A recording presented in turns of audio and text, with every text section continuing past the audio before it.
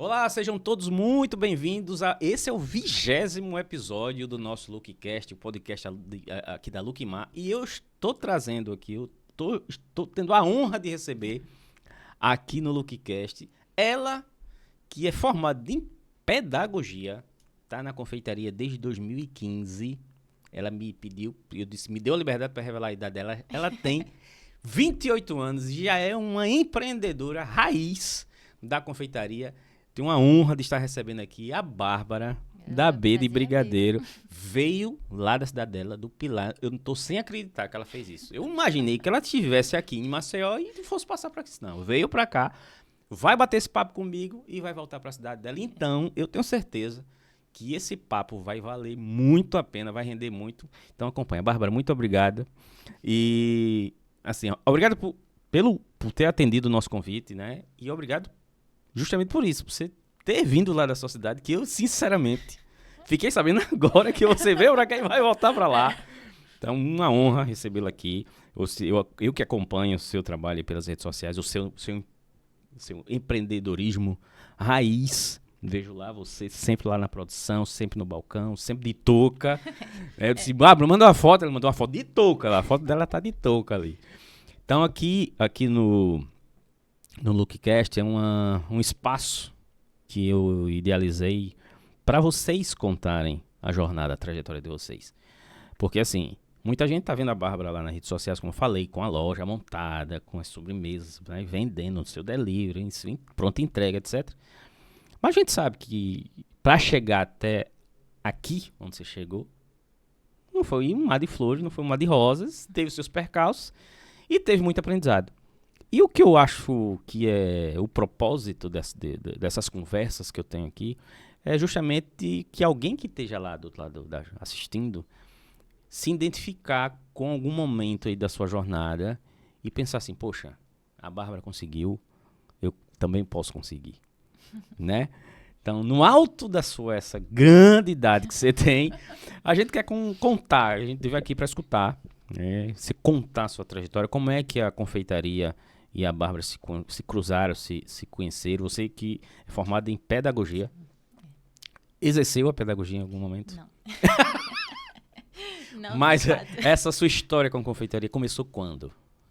Primeiro, obrigada, Flávia, pelo convite. Imagina, é um prazer. Mesmo saindo do Pilar até aqui, sem problema nenhum, é pertinho. Pertinho, né? Até pertinho. Aí eu comecei a fazer bolos no pote em 2015, mas mesmo antes de iniciar B de Brigadeiro, já em 2015, na Páscoa, foi o período que eu comecei a produzir ovos de Páscoa. Então, o primeiro contato que eu tive na confeitaria foi com ovos de Páscoa. Tá, mas vamos lá, vamos lá. Alguém lhe inspirou a isso? Alguém da família? É genética? Porque assim, tem todo mundo, muitas pessoas que passaram e sentaram aqui comigo, eu até brinco assim, né, que o conselho tutelar não escute, mas sempre foi, não, era criança, me botaram pra ajudar, sempre teve alguém, principalmente da família, que meio que ou inspirou, né, ou, digo, é isso, vá fazer. Não sei se foi o seu caso. Não exatamente uma pessoa que estivesse lá dizendo faça, mas eu acho que em todas as famílias, né, principalmente as avós, exercem esse papel da gente ter aquele primeiro contato com a cozinha afetiva, né? Porque a cozinha não é só o local da gente se alimentar, é um local de prazer também. Exato. E isso eu aprendi com a minha família, né? Com as minhas avós, que eram cozinheiras de mão cheia. E minha avó Nila, que foi uma grande inspiração para mim, e vó Esté, que está viva, né? E continua sendo uma grande inspiração para mim, de mulheres fortes e mulheres que viveram assim na cozinha e cozinhavam muito bem e conseguiram alimentar as famílias, não só com o alimento de fato, mas com muito afeto. Eu acho que a cozinha representa muito isso para mim. Entendi. Aí, em 2015, você estava na faculdade? Estava na faculdade, estava cursando pedagogia. E aí eu também estava tentando não, que eu consegui, com muita dificuldade, tirar a minha CNH, né? Aí foi um período de muito estresse na minha vida, porque foi esse período aí. Em 2015, na Páscoa, eu trabalhava com um contrato na prefeitura, e aí, mesmo assim, não tava um período sem receber. Tá. E foi quando apareceu a possibilidade de fazer ovos de colher. Eu via só no YouTube. Esse período não tinha muitos cursos como tem hoje em dia. Sim. Não tinha muito Instagram como tem hoje em dia. Tá. 2015 era praticamente o iniciozinho do Instagram, das pessoas que ainda buscavam ali um pouquinho de inspiração. Isso. Produzia muita gente, pouquíssimas pessoas produzia conteúdo, né? Tinha muito mais conteúdo no YouTube, né? Sim. Que foi lá a minha fonte primeira de encontrar alguma coisa. E em 2015 eu lembro que apareceu essa possibilidade de fazer ovos de colher para ajudar na renda de casa, como se fosse uma brincadeira mesmo, sabe? Tá. Aí eu lembro que nesse ano eu fiz, sei lá, uns 30 ovos de colher. Eu não sabia de nada. Não sabia o que era um chocolate nobre, não sabia o que era uma cobertura fracionada, não sabia o que era uma cobertura... Não sabia nada, né? Eu fui lá e fez. Entrei de gaiato. Aí eu comprei, eu lembro até hoje, vim com meu pai, Marcel, a gente comprou umas barrinhas de cobertura hidrogenada, terrível. Era o mais fácil de manipular no momento, né? Aí a gente comprou as forminhas, começou uma divulgaçãozinha, sabe, bem no Instagram pessoal da gente. Tá. Eu lembro que meu irmão, meu pai, minha mãe me ajudaram muito nesse... Todo mundo nessa hora? Nesse movimento, né? Eu consegui vender alguns ovos. Eu lembro que também daí eu até fiz, inclusive, as caixas eu mesma que fiz, um trabalho danado. Eu lembro que eu comprava as folhinhas de papel, na papelaria mesmo, aquele papelão? Como cartolina. Aquela cartolina mais grossinha, certo. Sabe? Guache, não sei exatamente. E aí eu fazia coloridinhas, caixinhas, vi um moldezinho na internet, era tudo muito manual e muito trabalhoso. Deus me livre, não faço mais. E eu fazia os moldezinhos e cortava, colava, enfim, fazia as caixinhas. Quem fez as primeiras caixinhas dos primeiros ovos, eu mesma montei as casquinhas, né, com uma cobertura hidrogenada. Fiz as coberturinhas com leite condensado, tudo aprendido no YouTube. Deu certo. Tudo no YouTube? Tudo no YouTube. No YouTube, na internet, para quem não tinha muita possibilidade, né? Vai fazendo o que tem na mão. O que tinha na mão. Isso. Aí eu lembro que eu consegui vender com a ajuda da minha família, né? Meu irmão era muito mais popular do que eu na cidade. Ele conseguiu divulgar comigo na internet. E a gente conseguiu vender, acho que, sei lá, uns 33 ovos, por aí, alguma coisa, para conhecidos. Tá. E o pessoal gostou dos doces, mas por ali mesmo acabou. Foi o período da Páscoa. Acabou. Eu disse, cansei, enjoei, acho que isso aqui não dá para mim, não. Eu até gostei, mas eu achei meio trabalhoso. Porque você pegou logo um período que é o punk da confeitaria Páscoa, né? Mas aí o pessoal continuou pedindo, dizendo, Lu, volta fazer um negócio, sei o quê. Eu lembro que tinha uma amiga na época que ela que me incentivou bastante, né? Aí, como eu estava dizendo, esse período eu estava estudando para tirar a minha CNH. Tá. E foi um período de estresse. Eu tenho uma alergia, assim, na mão, na pele. Eu sinto muito quando estou muito ansiosa, nervosa, muito estressada. E aí eu lembro que eu fui para dermatologista. E a dermatologista me aconselhou que eu achasse um hobby. Bárbara, você tem que achar um hobby na sua vida. Uma coisa que lhe faça feliz e menos estressada. Eu estava tirando CNH, trabalhava, né? Trabalhava com um contrato na prefeitura. Eu também estava cursando pedagogia. Eu inventava 1000 coisas para mim, achando que ia dar conta. Porque não bastasse só estudar a pedagogia, eu ainda inventava de entrar em grupos de estudo, fazer pesquisa no Instituto Histórico. Aí eu inventava um monte de coisa, jurando que ia dar conta. O que aconteceu? Muito estressada. A dermatologista disse, encontre um hobby. Aí foi quando eu disse, um hobby? Vou fazer uns bolinhos de um pote, acho que vai ser um hobby da minha vida. Engano meu, né? Parece que eu me estressei. Acontece.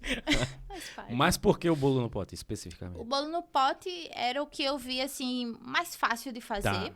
Pela facilidade. Pela facilidade de fazer. Eu não lembro de ter ninguém na cidade. Tipo, eu achava, no momento, era muito inovador. Imagine, Pilar, apesar de ser uma cidade muito próxima da capital, Maceió, acho que poucas pessoas tinham muito acesso ao que estava acontecendo, tipo, fora da cidade. Né? Tinha mais clássico, o que é que a gente encontrava na confeitaria na cidade no momento. Tipo, os bolos de pasta americana. O chantininho nem tinha chegado ainda. Sim. Eu lembro que depois do bolo no pote, inclusive, eu lancei fui pro Naked Cake. Ninguém nem tinha ouvido nem falar em Naked Cake quando eu comecei a publicar no Instagram, no período e tal. Mas o bolo no pote foi o que eu vi a facilidade no momento, né? E o que tinha aos montes no YouTube pra gente aprender. Muitas formas de recheio. Inclusive, esse daqui, o primeiro que tá na foto, é o choconinho, que foi o que a gente... O que até hoje a gente consegue vender bastante E esse dele. tá desde o começo? Desde o começo. Em setembro, você vê, tipo, da Páscoa... Páscoa, abril, março pra abril. Aí, em setembro, no final do mês, eu disse, vou inventar esse hobby da minha vida. Fazer bolo no pote. Aí, foi daí que comecei a fazer os bolos no pote. Quem dera que fosse um hobby, né? Um hobby. Eu lembro que o meu companheiro, né, que hoje em dia, ele foi o meu primeiro investidor. Tá. Ele me emprestou os primeiros R$500 para começar a comprar os materiais, leite condensado, as coisas, e comecei a fazer massa de bolo no pote. Agora, imagine, antes disso, eu sequer sabia fazer um bolo decente. Até bolo, eu não tenho vergonha de dizer nada, até bolo de caixinha, daquele de pacotinho, eu tinha capacidade de solar, não sei como, mas solava. Mas inventei, né? Aí aprendi no YouTube, comprei uma batedeira de mão, daquela de mão, aí bati as primeiras massinhas, recheios, e comecei a inventar. Aí eu achava um máximo, porque tinha a possibilidade de inventar vários sabores de bolo no pote, várias combinações, inovava, e o pessoal gostava muito, porque era um lanche rápido, né? Sim. Aí eu vendia na casa da minha mãe. As primeiras coisinhas que eu fiz, os primeiros bolinhos no pote. Você entregava ou era tipo pronta entrega? Era a pessoa só pronta entrega e o pessoal que passava. A minha mãe até hoje, né, mora no centro da cidade, então é caminho para várias pessoas. Para várias pessoas. Bem a localização estratégica. E o meu irmão, como sempre, muito popular, foi o que me ajudou bastante na divulgação e no Instagram, né? A minha família toda, os amigos, o pessoal que sempre vinha me pedindo para fazer alguma coisa. E daí começou com os bolos no pote. Mas você conciliava ainda a faculdade? Sim. O seu trabalho lá no seu contrato com a prefeitura? Aí, mais esses outros atividades que você... Né? Mas aí inventou um hobby de fazer bolo no pote. Inventei um hobby de fazer um bolo no pote, jurando que era um momento ali. Não, mas era realmente... pensando assim, hoje, foi um momento muito importante, porque eu conseguia... Chegava da faculdade muito cansada, muita coisa para estudar, muita coisa para ler. Aí ia para o trabalho, depois ia fazer as minhas pesquisas lá no Instituto Histórico, no Arquivo Público, enfim. E ali, aquele momento, era um momento de prazer para mim. Por mais que gerasse uma renda extra, né? Ali, eu botava muito prazer, eu tinha muito prazer em fazer. Nesse momento, não era, você não via como um negócio. Não. Era realmente um hobby. Era realmente um hobby. E passei, confesso, muito tempo, assim, imaginando como hobby a confeitaria, né? Aí a gente finalizou o ano e depois eu fui incluindo aos poucos outros produtos no catálogo, no cardápio. Nas opções que você tinha. Nas opções que eu tinha. Você chegou a concluir a faculdade? Cheguei a concluir a faculdade. Nesse meio tempo ainda no seu hobby? No meu hobby. Consegui finalizar a faculdade. Tentando dar conta de 1001 coisas, porque eu achava que eu era múltipla. Sim.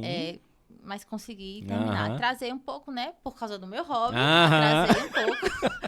Mas consegui finalizar a faculdade. Foi um momento também muito feliz na minha vida. A faculdade, eu acho que me apresentou várias outras coisas que eu jamais poderia ter aprendido se eu não tivesse passado por lá. Por isso que eu também sou muito grata por toda a aprendizagem. Mas você nunca nunca exerci, a não ser nos momentos de estágio mesmo. Entendi. É obrigatório. Que é obrigatório. Para terminar a faculdade. E a tal da CNH? Terminei, mas não deu certo. Até hoje eu não dirijo. É um problema na vida do meu pai. Eu ainda sou muito dependente dele nesse sentido. Das outras pessoas. Mas se não fosse a CNH, você não entrava na confeitaria. Hobby, tá vendo? Não tinha hobby. Não é isso? Há problemas para soluções. E quando foi que esse hobby... Qual foi a virada, assim?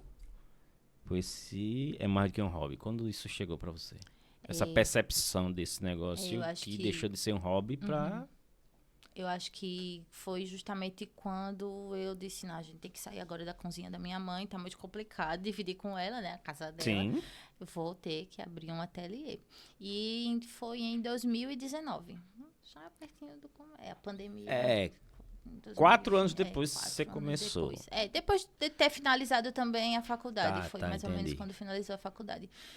Já nesse período, eu lembro que a cozinha estava ficando super pequena, né? Uma cozinha de uma casa normal. Dividir com todas as outras atividades ali da minha mãe, né?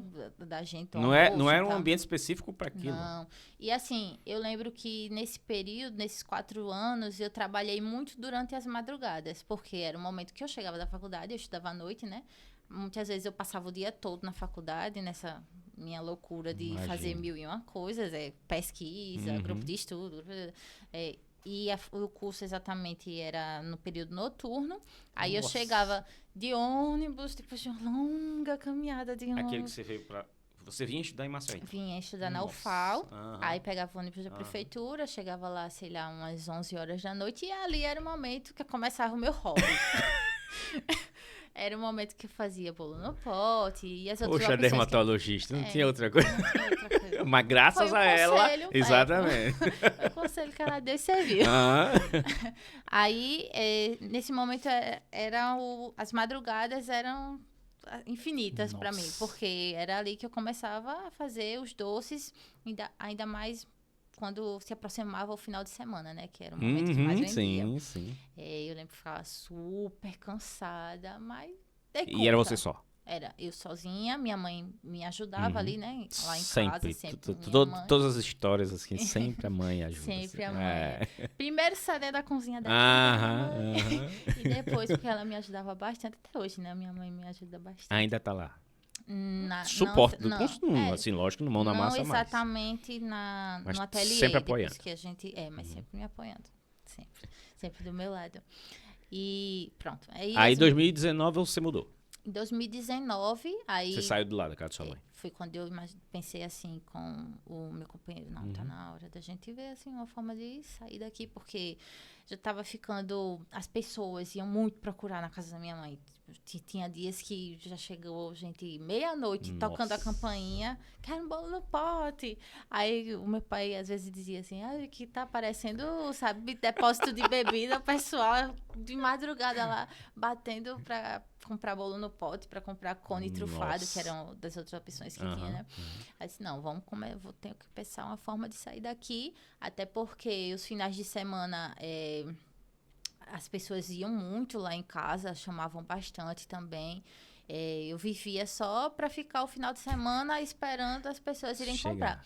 E aí, quando eu comecei a ver que tinha bastante gente, eu fico muito feliz em lembrar disso, muita gente assim, de Atalaia, que é uma cidade próxima, Satuba, Rio Largo, às vezes tinha gente até de Murici, que dizia, eu vi você na internet, não sei o quê. Aí ia lá achando que era tipo uma super loja, mas não era a casa da minha mãe, a salinha que eu botei lá, comecei a colocar uma geladeira, um negocinho para receber o pessoal e vendia as coisinhas, e o pessoal, no final de semana, procurava bastante. Aí eu disse, não, vamos ter que procurar um lugar. Aí surgiu a possibilidade de alugar uma casa, que era uma casa mesmo, em frente à casa da minha mãe. Não ia mudar muito para quem já frequentava o local, pertinho, super perto. Aí a gente começou a reformar. Eu lembro que a casa era bem, assim, não era nada do que era hoje. Não tinha piso, não tinha... Eu disse, vamos começar a reformar aqui, né? Aí a gente começou a reformar, surgiu essa possibilidade, a gente alugou o prédio, fez a reforma e em 2019, exatamente no aniversário de início, né, dos bolos no pote, foi quando a gente inaugurou o nosso ateliê. E eu lembro muito feliz também desse período que a gente começou a pintar a fachada de rosa, né? Era uma cor que até não tinha na minha paleta de cores, porque eu só usava preto. Aí foi uma amiga minha que fez uma fachada, tipo, ela é engenheira hoje, né? Aí ela fez uma fachada, me ajudou nisso. Fez o desenho de como seria a fachada. E eu disse, gostei do rosa. Aí a gente pintou de rosa e o pessoal passava sempre dizendo, a casinha rosa, a casinha rosa, a casinha rosa doce, não sei o quê. E em 2019 foi quando a gente inaugurou o nosso ateliê, que fica lá até hoje. E ela... Continua lá ainda hoje. Continua lá. Mas aí, 2019, isso aqui, mais ou menos que período, que mês? Em setembro. Em setembro. no finalzinho de setembro. Mas no ano seguinte... No ano seguinte, a gente viveu o final do ano, né? Natal. Aí, Natal, eu lembro que foi uma barra pra gente. Foi quando eu perdi a minha avó. Logo no comecinho do ateliê, né? Eu compartilhava com ela com muita felicidade que a gente ia abrir, ia se mudar e tal. E no final do ano foi quando a gente perdeu a minha avó, Nila. E eu lembro que eu comecei a partir daí a ter muitas crises de ansiedade, porque a notícia, quando ela faleceu, chegou de madrugada. E eu passei muito tempo acordando, sempre no período da notícia, quando chegou pra gente. Sim. Aí foi quando eu comecei a fazer terapia, depois para ansiedade. E foi um pouquinho antes da pandemia. Ainda veio a pandemia. Ainda veio a pandemia. Porque, como eu disse, a gente alugou o prédio e precisou fazer várias reformas. Claro, investimento, sim. Investimentos e dívidas. Aí, bum, a pandemia. E agora? Vamos fechar. O que é que vai fazer? Como é que a gente vai conseguir pagar essas contas todas que a gente inventou? Mas, assim, eu acho que incrível, foi bem incrível, porque, e curioso, que foi justamente no período que a gente achou que iria vender menos, foi o período que a gente começou a vender mais, foi no período da pandemia. E eu acho que quem não desistiu desse momento, quem foi resiliente, quem arregaçou as mangas e disse, não, a gente tem um problema aqui, mas a gente vai vencer ele. Eu acho que quem viveu a pandemia vai viver qualquer coisa. Quem passou por ela positivamente enfrenta qualquer batalha que aparecer no meio do caminho. Eu já estava, assim, eu digo assim, eu tô na confeitaria há 10 anos e eu vi muita gente desesperada na pandemia. Muitos negócios fechando. E muita gente que soube aproveitar positivamente. Muita gente que soube aproveitar, não baixou a guarda, digamos assim, né? Foi, como você falou, foi resiliente. E, cara, fez desse momento um momento de crescimento. Sim. Como eu acredito que foi o seu caso, né? Porque, assim, situações da vida que fogem totalmente do controle. Ninguém sabia, ninguém tinha passado por isso, ninguém sabia o que fazer, o que ia acontecer. Mas é nesse momento que a gente separa, né? Os homens dos meninos e só o joio do trigo e dizer, pá, peraí, porque eu acredito que um turbilhão de dúvidas passou na cabeça de vocês, de você, do seu companheiro, mãe, pai, porque nesse momento aí eu vejo que a sua base familiar é muito forte, tá muito sempre junto com vocês. Assim, a decisão, teve alguém que sugeriu fechar, teve alguém que sugeriu o que é que vai fazer agora, de quem foi a dizer assim, não, vamos continuar e ver o que é que dá? Eu acho, observando de hoje, eu posso imaginar que eu mesma tenha sido a minha principal pessoa que tentava se boicotar, né? E a minha principal incentivadora também. Porque no mesmo momento que eu imaginava assim, não vai dar certo, a gente vai ter que fechar. E foi nesse momento que o nosso delivery aumentou. Porque até então, mesmo até os últimos dias na casa da minha mãe, a gente não tinha delivery. Até no comecinho, quando a gente abriu o ateliê, a gente continuou sem o delivery. Só pronta entrega. Só pronta entrega de retirada no local. E quando veio a pandemia, foi quando a gente abriu exatamente o delivery para funcionar nos dias todos os dias que a gente abria o ateliê. E foi quando o nosso delivery cresceu mais, foi nesse momento. Porque as pessoas estavam em casa, as pessoas estavam aflitas, as pessoas estavam lá com várias incertezas, sem saber o que é que ia acontecer amanhã, sem saber se iam pegar o vírus, sem saber se iam adoecer. E o doce foi era o momento. Acalento. Exatamente. Foi o acalento. Ao mesmo tempo que eu achava que eu iria fechar, que a gente não ia dar certo, eu pensava assim, não vai dar certo. Tem muita dívida, mas vai ficar aí mesmo, porque eu não tô com medo, eu tinha medo de ir pra loja, de receber pessoas, de trazer o vírus pra minha casa, né? Eu mesma adquirir o vírus, eu já tava com a minha cabeça super pilhada com a perda da minha avó. E mesmo assim eu disse, não, mas vou continuar, a gente vai achar uma luz, vamos continuar e ver no que é que vai dar. Foi no período que eu tinha contratado a minha primeira funcionária, Clecinha, que ajudou muito. A Clecinha foi muito importante nesse período também, porque ela me incentivava muito, mesmo muito triste, com toda a situação, com várias incertezas. Eu lembro que ela tem ao lado pessoas que incentivam você.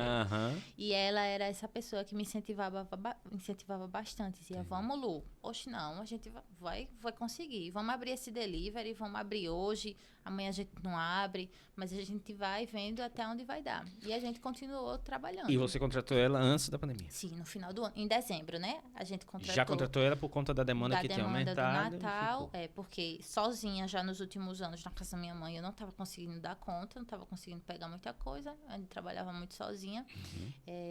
Aí, quando a gente foi pro ateliê, eu disse, não, agora eu também não vou conseguir fazer sozinha. Aí foi quando a Clecinha entrou, a minha primeira contratada. Eu recebo muito, de vez em quando eu recebo muita, às vezes eu abro caixinha de pergunta e as pessoas conversam comigo e comentam assim, essa hora da decisão, você tá sozinha, olha, eu preciso contratar uma pessoa. Muita gente diz assim, poxa, mais uma despesa. Eu não sei se para você, nesse momento, você enxergava a Clecinha como... E agora, como... Será que eu vou conseguir? Porque eu acho assim, como deve ter passado na sua cabeça também. Você contratou no final do ano, daqui a pandemia foi em março, 3 meses depois, fecha tudo. Fecha. Porque como empreendedor e gerador de emprego, eu particularmente me preocupo com uma pessoa. Tem uma família que depende de mim. Nesse momento, assim, primeiro, no momento que você disse, eu preciso de alguém, lhe deu medo? Sim. Muito medo. Além do fato de a gente achar mais uma despesa, assim, porque a gente acha que ele consegue dar conta de tudo, mas é tudo ficção. Não consegue dar conta de tudo. Hoje e você não consegue crescer sem equipe. Sem delegar. Exatamente. A gente tem que ter essa consciência. E hoje eu tenho. No momento eu não tinha essa consciência. Achava que conseguia dar conta de tudo, né? Passei muito tempo achando que conseguia dar conta de tudo. Mas hoje eu consigo enxergar que não. A gente não consegue. Nós somos seres humanos, somos limitados. Nós temos capacidades boas para mas a gente não consegue dar conta de tudo. E delegar é super importante. Escutem isso que a Bárbara está falando. Você que ainda tem receio, mas que você sabe que você é capaz. Você está com medo e com crença limitante. Que isso é crença limitante. Sim. Ponto. Porque assim, a partir do momento, eu tenho certeza que a partir do momento que você contratou uma pessoa para lhe ajudar, lhe sobrou mais tempo para você pensar estrategicamente no seu negócio, para você vender mais, para você se comunicar com o seu público. Porque enquanto você está no operacional, não tem tempo, você não, exatamente, você não tem tempo para nada. Sim. Né? E assim, um empreendedor, ele tem que entender assim, ele cuida do estratégico. Ele tem que sair aqui do operacional e passar para o estratégico para poder escalar o seu negócio. Então, assim, o que você está falando aqui, gravem isso aqui. Eu vou fazer um corte disso aqui para vocês que ficam, não sei se eu contrato. Bicho, tem que fazer. Não é assim, não tem outra saída se você quiser crescer. Não, tem que fazer. Sim. Então, assim, aí chegou a pandemia, Clecinha lá lhe dando um maior apoio, uma força. Não, sobre isso que você estava falando, eu tinha muito medo, principalmente no fato de ensinar. A gente que empreende e começa a trabalhar sozinho, é extremamente, pelo menos no meu caso, perfeccionista. Eu acho que nada vai sair perfeito se eu não tiver... Ninguém vai fazer como eu faço. Isso. E minha cunhada me ajudou muito nisso, com as conversas com minha psicóloga, Gabi. Mas você precisa delegá-lo. Se você não deixar algumas coisas, por exemplo, tudo bem se não sair tudo perfeito. Eu lembro exatamente que tudo bem se não... Nem tudo sai 100% perfeito. Mas alguém vai gostar da forma que aquela pessoa fizer. E as outras pessoas vão se acostumar a saber que não é só você que vai estar ali fazendo no operacional. Não é só você que vai estar ali batendo aquela massa do bolo, aquele pudim. Que você pode ter a possibilidade de ensinar para outras pessoas, e é isso. para isso você requer tempo e paciência. Exatamente. Tempo para que as pessoas aprendam e paciência para que você ensine. Porque entender que a outra pessoa vai errar, que vai errar, ter problema. que vai ter problema. Exatamente. Mesmo depois de muitos anos, às vezes a gente fica com uns estressezinhos assim, ai, perdeu aquela massa. Mesmo assim, faz parte de todo o processo da pessoa estar aprendendo. Nós erramos. Claro! Como é que você quer exigir do outro? Como é que a gente quer exigir tanto? Às vezes eu me esqueço disso, sabe? A gente se esquece um pouquinho disso. Sim. De querer cobrar tanto do outro, mas esquece que a gente também já errou bastante para acertar um bocado. Exatamente. Antes de acertar, a gente errou várias vezes. E aí, assim, não vai ser diferente com outra pessoa que vai estar aprendendo, sei lá, um ano, por exemplo. Você pode ter feito várias vezes, mesmo assim continua errando. Tá, mas faz parte, as pessoas erram, né? As pessoas precisam errar e aprender. Exatamente. Pra poder do jeito... Eu tinha muito medo de ensinar a Clécia justamente por isso, por achar que não ia sair perfeito. Eu até, um pouco antes dela sair da loja, né? Ela passou bastante tempo com um amigo, com a gente lá. Mas eu sempre dizia para ela, eu tinha muito medo de lhe ensinar as coisas. Não porque tem gente que ainda acha que o outro vai, sei lá, levar a receita, vai abrir. Meu Deus. Mas a receita, a receita é só uma receita. Exato. Você precisa aprender isso também. Que receita é só uma receita. Tem um monte no YouTube, Exatamente. tem um monte no curso. Qualquer pessoa pode comprar uma receita, mas se você não souber fazer acontecer, o negócio não acontece. Exatamente. Perfeito.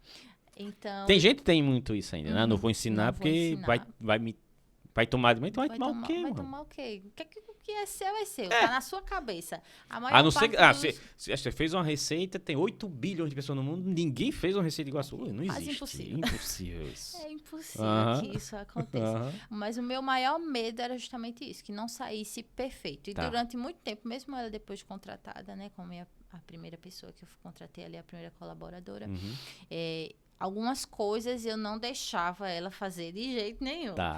Como algumas massas de bolo, algumas coisas. Eu deixava assim, meio receosa, sabe? Faz isso aqui, mas com um pouquinho de receio, com o pé atrás. Mas hoje em dia, eu consegui deixar essas coisas na minha cabeça. A primeira pessoa, né, que você estava contratando, não sabia como é que ia ser. Mas hoje em dia eu consigo... E hoje são quantos na sua equipe? Hoje tem as duas meninas, né? Tem o pessoal da entrega e o Júlio, que continua comigo no atendimento também. O Júlio fica comigo.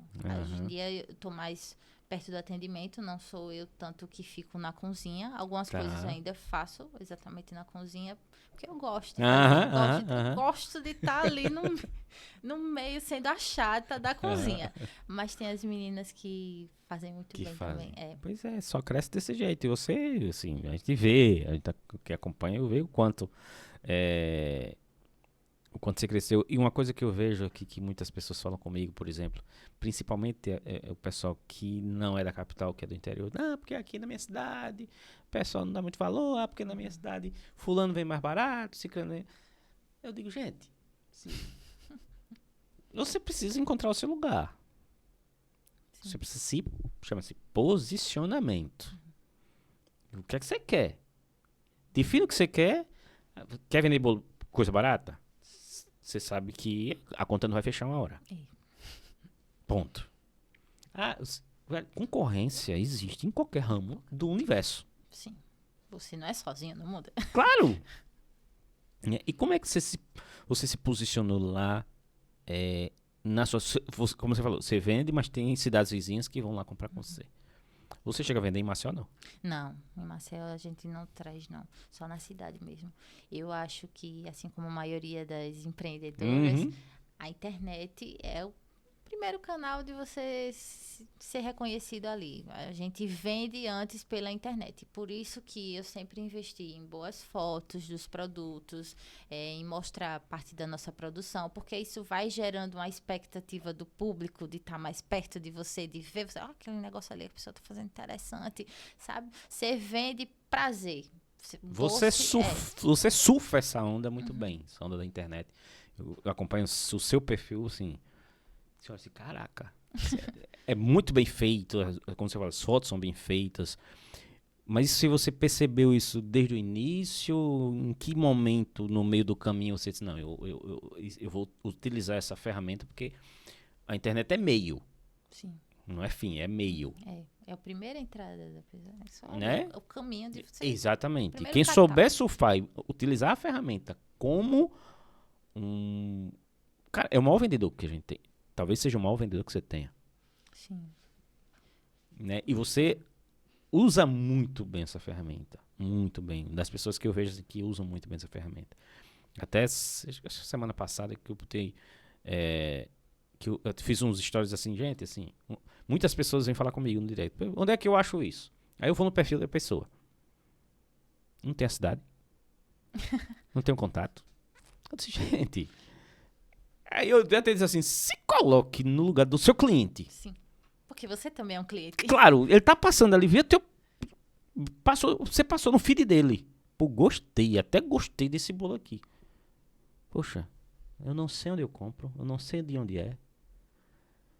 Vocês têm que usar essa ferramenta como um parceiro, assim, um alavancador de negócio impressionante. Não existe. Se a confeiteira souber, olha os perfis da galera que tá fazendo as coisas acontecerem, e olha, se inspire nisso. Você é uma inspiração. A pessoa que olha o seu perfil do Instagram, você pô, tudo organizado, contato, WhatsApp. É o perfil que vende. A foto bem tirada. Ah, porque eu não tenho... Velho, não precisa ter um iPhone de última geração. Só precisa, entendeu? Pega uma luz, pega um fundo, coisa básica. Você não começou... Não tinha um iPhone. Em 2015. Sim. O meu celular, não lembro nem qual era na época, mas eu lembro que era um celularzinho bem fraquinho. Mas mesmo assim, eu investia muito nas fotos, em luz, como você disse, em fundo. Você chama... Eu, desde o começo, entendi que ali chamava a atenção de um possível cliente. A fotografia bem feita. O produto que estava sendo divulgado. Porque... eu era eu ainda sou muito tímida. Tá. Tinha um ciclo de amizades minúsculo, ainda tenho. Mas eu não era tão popular quanto meu irmão, como eu já disse no começo.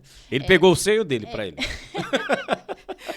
A desenvoltura, ele pegou a sua e... A comunicação, eu não era tão comunicativa, tanto que eu passei muito tempo para poder começar a falar...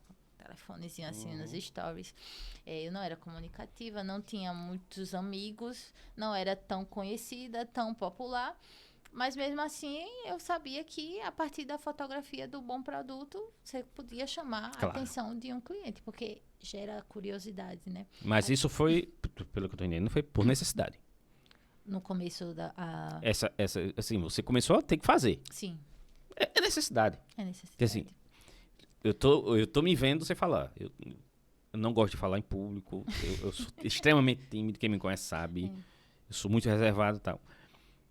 Mas, assim, pra me diferenciar no meu negócio, eu precisava fazer algo diferente. E comunicação, hoje eu entendi que vai ser a maior qualidade. Você precisa de um... Porque todo mundo vende.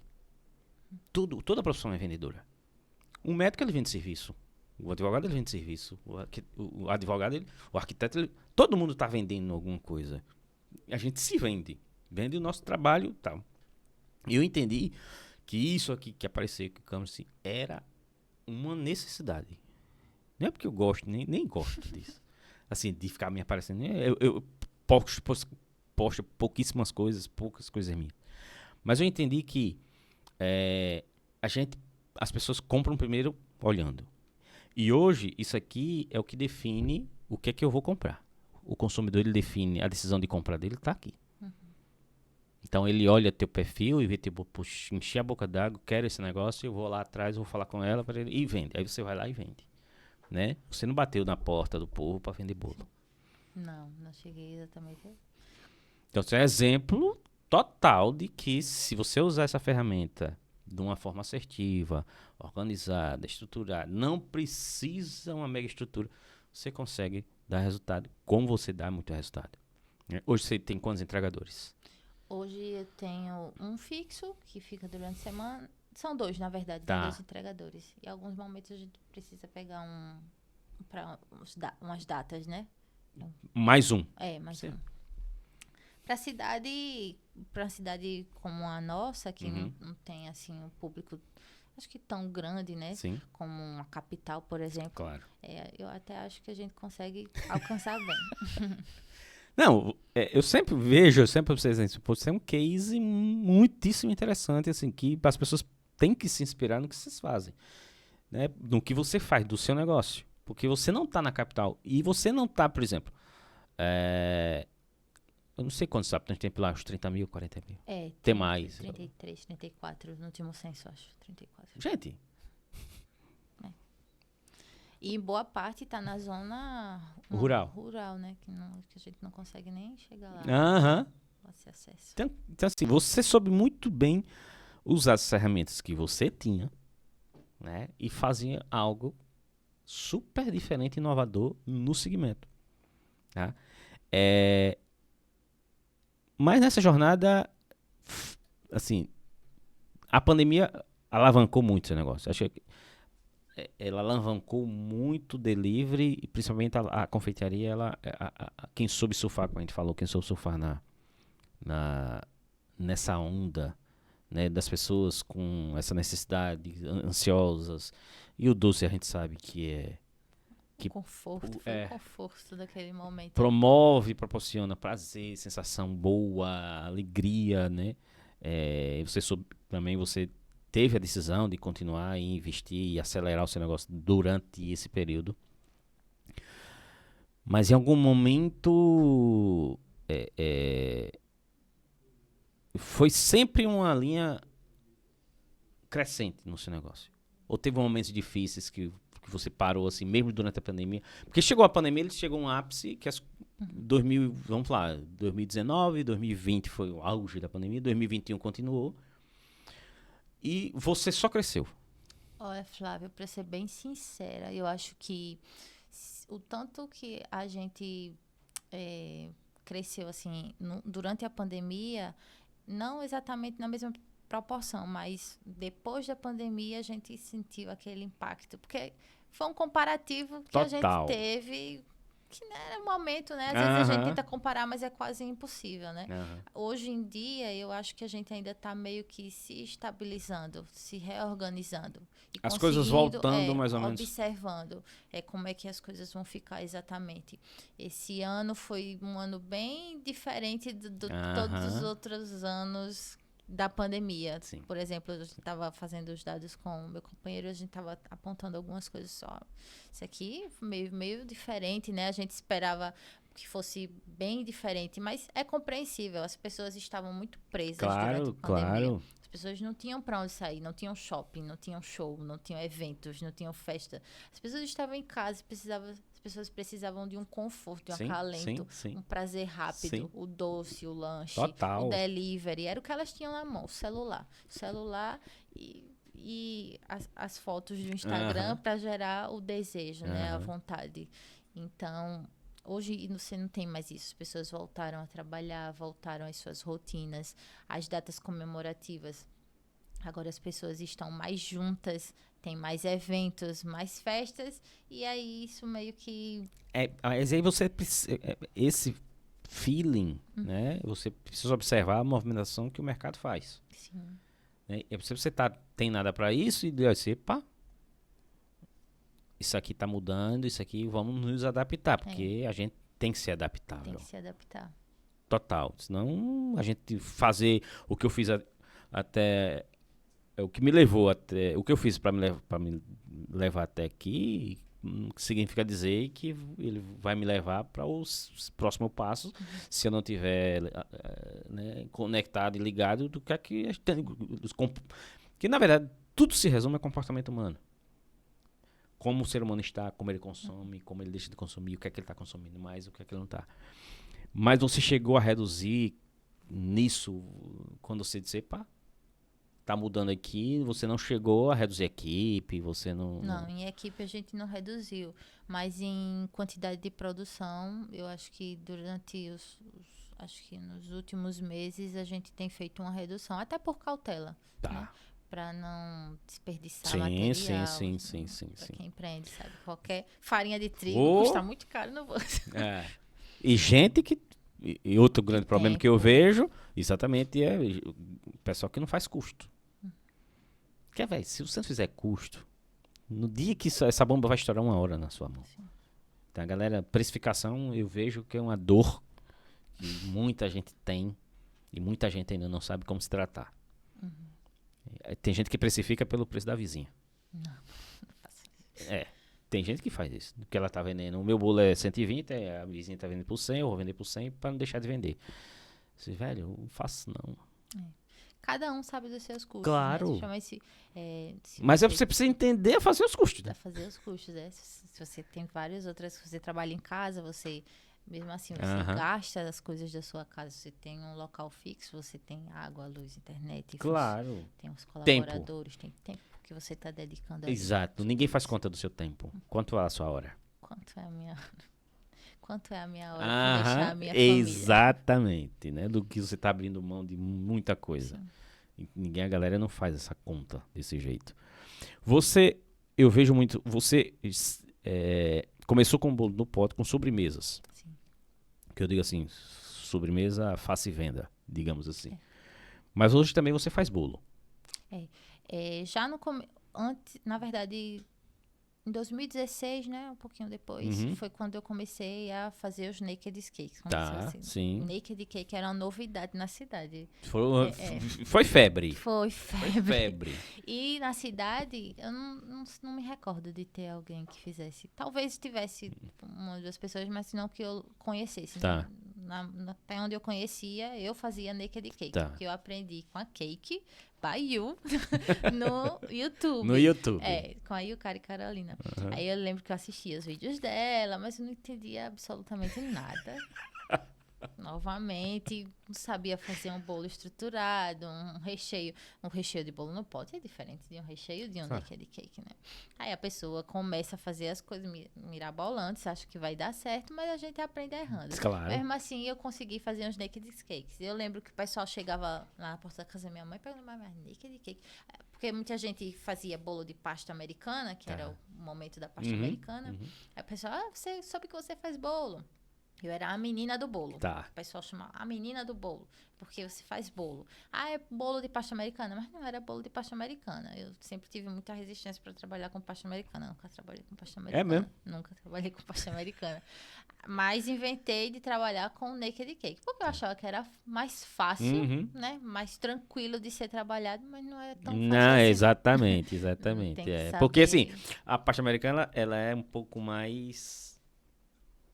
Como é que você... Segura, talvez. Não, mas ela, pelos detalhes, né, ela dá um pouco mais de trabalho, acredito eu. Você dispensa muito tempo para fazer um bolo, né? Um naked cake, você faz a massa, você estrutura ali. Massa, estrutura. Talvez seja mais rápido, né? Mais rápido, mais fácil, né? Para mim, que não queria ter esse trabalho de trabalhar com modelar a pasta, decorar, colorir, as coisas todas. E o pessoal chegava lá em casa, mas naked cake? O que é naked cake? Naked cake? Você não sabe o que é um naked cake? E eu sempre pegava o celular para mostrar às pessoas, né? O que era um naked cake. É aquele bolinho pelado, com recheio, 3 camadas de bolo, 2 de recheio, tem uma coberturinha, os brigadeiros em cima. E eu vendi bastante desses bolos em 2016. O pessoal chegava lá, eu vendi muitos bolos desses. Eu fiz curso sobre naked cake e fui pro Rio realizar um sonho meu, que era conhecer a Yukari Carolina. Fiz um curso com ela, que foi a partir dela que eu comecei a fazer naked cake. Isso em que ano? Eu fiz em 2017 o curso com ela. Fui pro Rio de Janeiro fazer com ela. E aqui em Maceió eu fiz com a Mariana Brito. Lá no Quintal. E aí eu passei um tempo investindo no naked cake. Do naked eu passei para o bolo espatulado. Ainda fiz alguns bolos espatulados em casamento, mas eu vi que não era a minha praia, não. Fazer negócio de bolo, era muito tempo para mim, pouco espaço na casa da minha mãe. O meu foco sempre foi mesmo os doces de pronta entrega. Ali eu me encontrei. Era o bolo no pote, era o cone trufado, era os morangos trufados, brigadeiros. Eu acho que até hoje é o que a gente mais... E eu vejo, eu perguntei assim, propositadamente, porque eu observo muito. Você tem assim, você nunca saiu muito da sua linha. Você nunca, né? Você sempre, pô, isso aqui que eu quero. Porque assim, eu nunca vi, pelo menos eu não vi no seu perfil. Não foi algo que me chamou tanto. Bolo de 3 andares.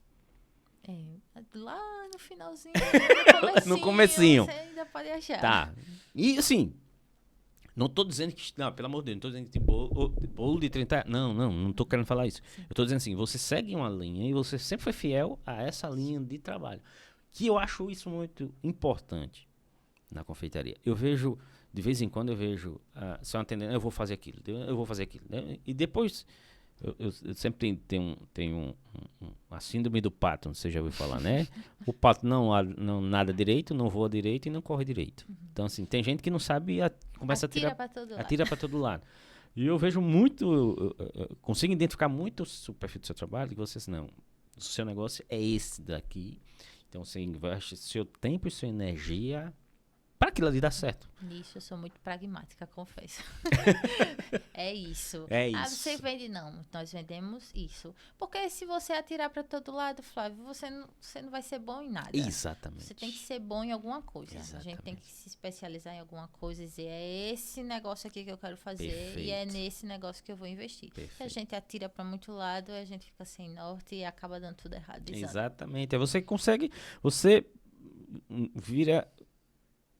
assim, meio sem identidade. As pessoas não vão ligar você a porque quando alguém, B de brigadeiro, eu sei que ela, você consegue, as pessoas conseguem casar. Eu sei que a identidade dela é essa. Eu sei que se eu quiser uma sobremesa para pronta entrega rápida, gostosa, com sabores que talvez eu não encontro, eu vou lá na B de brigadeiro porque eu vou achar lá. Sim. Entendeu? E eu sou muito feliz em lembrar porque eu acho que sucesso não é isso, você atirar para todo lado, ter várias opções no seu cardápio e vender ali um cliente, depois aparece outro, sei o quê. É você fidelizar aquele seu cliente lá do comecinho até hoje com aquele produto que ele gosta. Você ainda tem cliente assim? Com certeza. Eu fico muito feliz quando eu tô no atendimento, principalmente nos finais de semana, que chega uma pessoa lá de Atalaia, de Satuba, por exemplo, ontem aconteceu isso, que eu tava no atendimento, chega uma pessoa lá de Atalaia, que desde 2016 ainda vem até hoje, vai lá até hoje, atrás daquele doce específico que ela gosta. E aí de mim se eu tirar ele do cardápio. Mas como é o nome que a gente dá isso no marketing, diz assim, você se consolidou ao longo do tempo. Entendeu? Você mantém a sua linha, o seu padrão. 2016, nós estamos em 2023. São 7 anos já. Sim. Você tem mantém um cliente 7 anos. Porque o cliente que compra a primeira vez, beleza. Pode ser que ele fazer volte, o cliente comprar 7 anos. Então você se consolidou ao longo do tempo. Né? Você tem cliente desde o começo, que esse cliente até hoje. Isso assim, né, como tem muita confeiteira que diz assim, não, eu faço, o menino tem 15 anos, eu fiz o aniversário de um ano dele, o bolo do aniversário. Cara, isso é fantástico.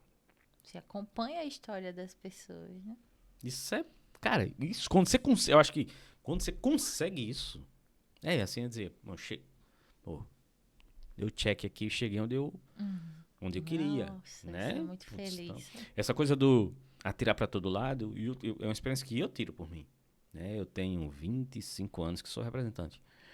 E de 10 anos para cá, que eu sou focado em confeitaria. Mas antes, eu era assim, eu trabalhava com produto de papelaria, com cereais, com utilidade doméstica. Porque para mim, na minha cabeça, que eu acho que é a cabeça que todo mundo pensa assim, não, porque se não der certo isso aqui vai dar certo. Isso aqui não vai. Eu entendi que assim, eu preciso ser relevante num segmento. Eu preciso ser bom e referência. E as pessoas pensarem em confeitaria, vai lembrar de mim. Então, a pessoa assim, eu tenho que ser bom nisso aqui. Logicamente, por exemplo, eu faço confeitaria, mas faz embalagem. Mas porque todo mundo se casa. Sim. Tem sinergia uma coisa com a outra. Porque a confeitaria precisa da embalagem para entregar. Você faz o bolo, vai precisar de embalagem para entregar o seu bolo. Então, quando eu fiz isso aqui, aí as coisas começaram, eu disse, pronto. Aí eu ouvi. Então, isso na confeitaria, você manter essa linha e as pessoas identificarem o seu trabalho por essa linha que você, né, assumiu, né, e assuma assim, velho, assuma correndo risco. Porque eu tenho certeza que passou nessa, puxa, um bolo ali eu deixei. Às vezes, o sentimento as escolhas levam a gente, toda escolha tem uma perca. Sim. É a vida. Tá, você escolheu isso ou isso? Escolhi isso, então você perdeu isso. Faz parte da vida. Faz parte. E a gente tem que saber lidar com isso. Tem que saber lidar com isso. Então, assim, galera, escolham uma linha de trabalho, de perfil, de produto. Invista seu tempo e sua energia nisso. Eu acho que isso que faz a relevância.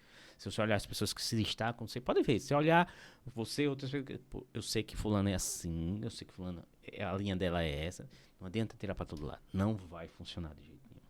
Assim, dificilmente você vai gerar uma identificação com o seu cliente. Exatamente. Vamos lá. 2019. Foi quando abriu a loja. Montou a loja, 2023, 4 anos. O que é que a gente vai esperar ainda da B de Brigadeiro? Boa pergunta, Flávio. Quais são os próximos planos ou projetos, se é que você pode dizer? Ou que não, estamos num momento aqui de...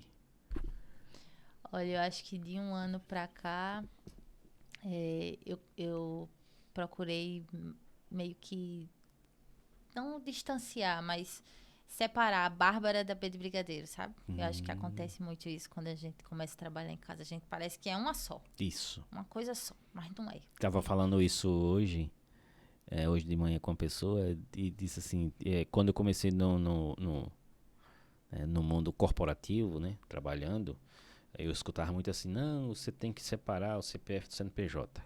Isso é completamente impossível. Se o CPF Bárbara, naquele momento de dificuldade com a perda, não era o mesmo Bárbara que entrava na empresa para você tinha ali, era a mesma pessoa. Sim. E você no CNPJ, você tinha que fazer o que tem que ser feito, amigo. Do jeito que você tava, amigo. Não tem como separar. Isso é uma maior ilusão do mundo, né? Mas, vamos lá, estou interrompendo aqui para dizer isso. Você agora, se você quer meio que não é quer separar, você quer desvincular. Não separar, não. Também não desvincular, porque eu tenho muito orgulho, assim, do pessoal, assim, hoje em dia me chama, B, porque, sabe, gera essa identificação. Eu achava que era Bruna, por exemplo. B de Bárbara. Mas eu tenho dedicado mais do meu tempo, eu dediquei muito tempo para a loja, né, para a marca, para o crescimento, mas agora eu tô começando a dedicar muito tempo para mim também, para minha saúde, para as coisas que eu preciso, para minha família, que a gente às vezes no meio do caminho acaba esquecendo. Eu acho que é muito importante a gente ter o nosso negócio, não separar, porque é impossível. Não, impossível, impossível. Mas assim, gerar essa a gente enxergar assim um pouco mais distante, dizer assim, ó, aquele momento eu tô aqui, eu sou a B, tô trabalhando sobre B de Brigadeiro, mas além disso, eu também sou isso. Eu também tenho a minha casa para cuidar, eu tenho a minha família que requer o meu tempo. E eu acho que as perdas que a gente vai tendo no meio do caminho faz a gente refletir bastante sobre isso. De quanto tempo a gente também precisa investir em quem está perto de nós. E não somente no nosso negócio, não somente no nosso crescimento. Eu acho que a gente precisa ter muita cautela em apenas investir tempo para o negócio. Investir também tempo para quem está perto. Quando foi que você chegou, você pegou esse insight, essa reflexão? Olha, não faz muito tempo não. Eu acho que do ano passado para cá, depois desse período louco de pandemia, de terapia, de perdas, foi quando eu comecei a refletir mais sobre isso, né? Do que adianta a gente acumular tanta coisa, né? Se a gente não tem o que é mais importante, que é o tempo, para aproveitar com as pessoas que a gente ama. Então, eu acho que quando você pergunta o que é que pode esperar da B de Brigadeiro, eu ainda estou redescobrindo, porque antes eu me via muito mais lá dentro, só vivia para aquilo. Hoje eu não quero viver somente para B de Brigadeiro, eu quero viver para mim e para minha família também. Mas vocês ainda vão esperar muita coisa da loja, só que é um momento que eu tô, na minha cabeça, ainda tô me reorganizando, sabe? Mas você tem equipe, você tem estrutura, você hoje consegue tirar esse tempo para você. Muito mais do que antes. Mas aí eu volto àquele assunto. Você consegue, você formou uma equipe que você delegou. Muito outro tempo para investir, paciência e ensinar. Mas veja só, assim, esse momento que você teve que se dedicar 100% lá, foi necessário. Foi, com certeza. Foi necessário para construir a Brigadeiro de hoje. Exatamente. E a gente E faz parte, nada. exatamente, nem se culpar, cara, não adianta se. Tudo que foi feito da forma que tinha de ser. Que tinha que ser feito. Nunca se culpem você talvez esteja vivendo esse momento agora, que você tem que dar 110% do seu tempo para fazer a coisa acontecer. Mas calma, tenha paciência. É tudo fase. Tome essas decisões. Arrisque, como a Bárbara fez aqui. Vai precisar de uma pessoa? Contrata a pessoa. E hoje você tem flexibilidade, você pode contratar. Eu quero contratar você quarta, quinta, sexta, sei lá. Hoje tem essa flexibilidade. Mas tira um pouco dessa carga, porque talvez a confeitaria, como você falou, fazia por amor. Se você não tivesse feito isso, ia se tornar um fardo. Eu vou ter que fazer bolo para entregar. Né? Então aquilo que você, né, que você na sua cabeça fazia, como você falou, eu fazia aquilo. Comecei fazendo por amor. Aí eu acho que assim, às vezes a gente fala, confeitaria por amor, mas parece ser tão banal, né? Meio assim, mas glamouroso, mínimo, né? Meio glamouroso, não.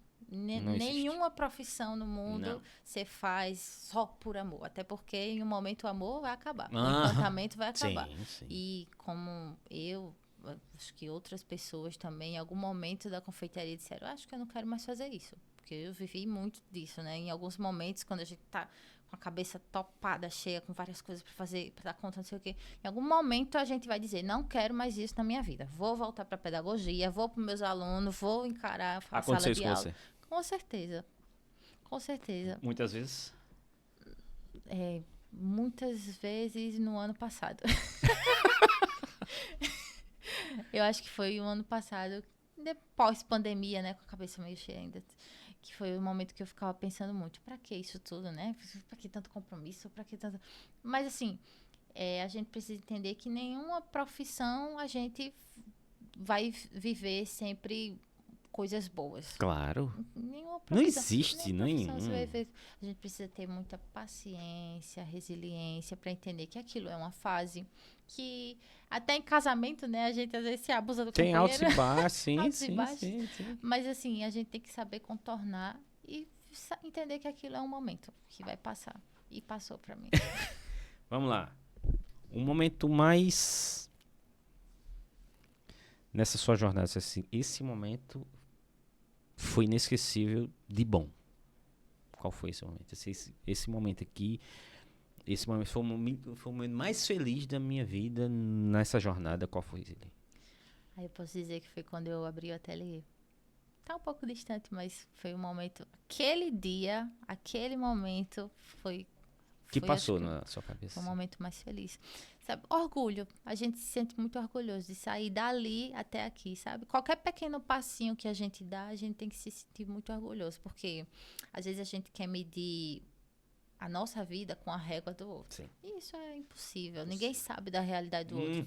Às vezes, a gente vê, principalmente hoje em dia, que eu vejo muito, você abre o Instagram, tem várias confeiteiras de sucesso, várias pessoas vendendo muito, várias pessoas vendendo felicidade, várias pessoas vendendo coisas que parece até impossível na nossa vida de pessoas mortais. E a gente tem que entender que ninguém sabe o que foi que aquela pessoa passou, não sabe o que foi que aquela pessoa fez, ninguém sabe como foi que aquela pessoa chegou até ali, quantas ajudas ela teve no meio do caminho. A gente só pode saber o que aconteceu com a nossa história. Quanta renúncia, quantos não. Então, assim, cada história é uma história e a gente não pode ficar medindo a nossa história com a régua daquela outra pessoa que a gente vê perfeita na internet. Então, aquele momento exatamente da abertura do ateliê, para muitos podia parecer uma pequena coisa, um pequeno avanço, mas para mim foi, tipo, muito grandioso. Precisa celebrar, a gente precisa celebrar qualquer conquistazinha, precisa celebrar. Hoje mesmo a gente alcançou 14 mil seguidores. Eu nunca imaginei. Poxa, eu muito feliz e muito grato, porque assim... Porque você não comprou nenhum. Sou muito grato porque, assim, as pessoas que fizeram isso, não foi eu que fiz isso. Isso é tudo pra mim é presente. Eu tenho que ser muito grato por isso, né? Pelas pessoas que acompanham o trabalho, gostam do trabalho, gostam do conteúdo. Pô, fico muito feliz por isso. Mas como também tem momento, esse foi o momento mais feliz, mas qual foi o momento mais difícil que você passou nessa jornada? O momento mais difícil foi quando eu precisei justamente ficar mais um pouquinho reclusa, afastada da loja, que foi quando eu engravidei. Esse foi o momento mais complicado, eu acho que foi como eu disse a você, nos anos de 2019 e 2020 foram mais pesados, assim, na minha jornadinha de confeiteira. Porque a gente tem uma vida, né? Além de ser ali confeiteira, além de ser é um ser humano ali, né? Você é um ser humano, precisa lidar com várias outras questões no offline. Sim. E depois da perda da minha avó, o início da pandemia, crise de ansiedade, foi quando eu engravidei e acabei perdendo, né, um filho. E eu fiquei... Achei que dali eu não ia conseguir mais levantar, sabe? Mas, graças a Deus, a gente entende que até perdas, em algum momento, vão ser importantes para dar aquele impulso da gente dar um passinho, se levantar e achar que a vida não acabou ali.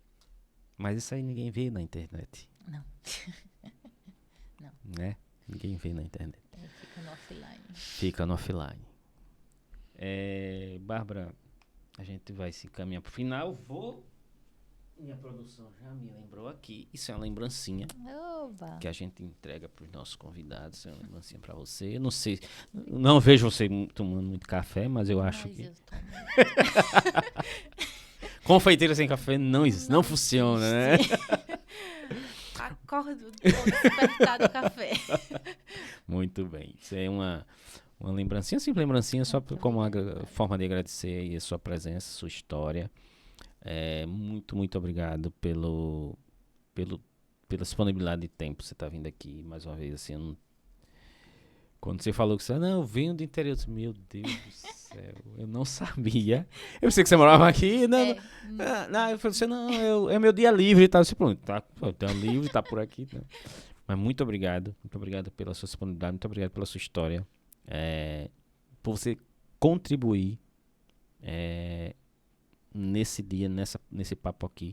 Tenho certeza com muita gente, porque eu recebo muitas mensagens, muita gente vem conversar comigo, passando por momentos de trechos da sua história que algumas pessoas que eu espero que estejam assistindo para entender que a dinâmica da vida é assim, nunca vai ser fácil, nunca foi fácil para ninguém. A vida não é linear, né? A gente tem todo mundo que sentou aqui, né, contou a mesma coisa. Que foi difícil, teve os momentos difíceis. Cara, isso faz parte da vida da gente. Total. Né? E a gente precisa, pra gente amadurecer, a gente precisa passar por isso. Né? Desejo você muito, muito, muito sucesso. Muito sucesso nessa sua nova empreitada de talvez cuidar mais da Bárbara. Né? Mas eu vou dizer, não existe B de Brigadeiro sem Bárbara. O B tá lá registrado. O B tá lá registrado. Você não tem jeito, você é a cara da B de Brigadeiro.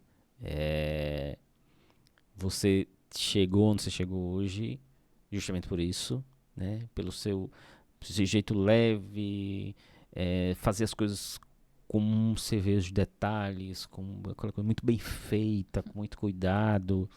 Inclusive eu recebi um kitzinho de produto, depois eu mostro para vocês. Mas, mais uma vez, muito obrigado pela sua disponibilidade. Se a gente tá aqui, se precisar, a gente tá de portas abertas, assim. Eu digo que eu sou da confeitaria sem ser confeiteiro. Tô fazendo uns vídeos aí, mas hoje, depois que eu comecei a fazer esses vídeos, eu entendo que trabalho é esse? Minha Nossa Senhora. E as coisas depois para lavar... Minha gente, não é só por amor, não. Não é por amor, não, velho. Não é por amor, não. Então, assim, as histórias de vocês, sempre que eu sento aqui e bato um papo, eu aprendo muito, né? E vocês deixam muito ensinamento para todo mundo, né? Apesar da sua pouca idade ainda, eu posso dizer isso, assim, você tem uma trajetória aí que você inspira muita gente e vai inspirar muita gente quando você, né, quem escutar e assistir esse papo nosso aqui. Desejo você muito sucesso na sua vida pessoal, na B de Brigadeiro. Quando eu for passar lá por Pilar, vou para lá para conhecer a loja, né? Porque pelo menos assim, as fotos que eu vi, eu acho a loja. Você vê assim, como faz diferença detalhe, cuidado, a loja tá sempre arrumadinha, organizada, assim. Eu fico encantado quando eu vejo você trabalhando e eu vejo a B de Brigadeiro e o que a B de Brigadeiro se tornou. Que querendo ou não, é inevitável, você é uma referência, você se tornou uma referência na confeitaria, justamente por esse cuidado que você tem, né? Não é só por amor, mas tem muito amor ali. Sim, com certeza. Né? Então, mais uma vez, muito obrigado e conte sempre comigo, esse espaço está sempre aberto para você. Eu que agradeço, Flávio. Muito obrigada pelo convite. Eu confesso que quando você me convidou, assim, quando eu li a mensagem na notificação, eu disse, mas a gente sempre fica meio querendo se sabotar, né? Mas o que é que eu vou contar? Não tenho nada muito interessante para falar, não. Mas como você disse, alguma pessoa talvez precise ouvir. Alguma coisinha que a gente diga sequer é importante para ela virar a chave em algum momento. Muito obrigada. Isso aí. Mais um papo muito, muito produtivo aqui no nosso Lookcast. A Bárbara acompanha aí B de Brigadeiro. Acho que todo mundo já segue, não é possível que todo mundo já conheça a B de Brigadeiro. Muito obrigado pela presença de vocês aqui e acompanhando a gente nos próximos episódios aqui do nosso Lookcast. Um abraço, fiquem todos com Deus. Até mais.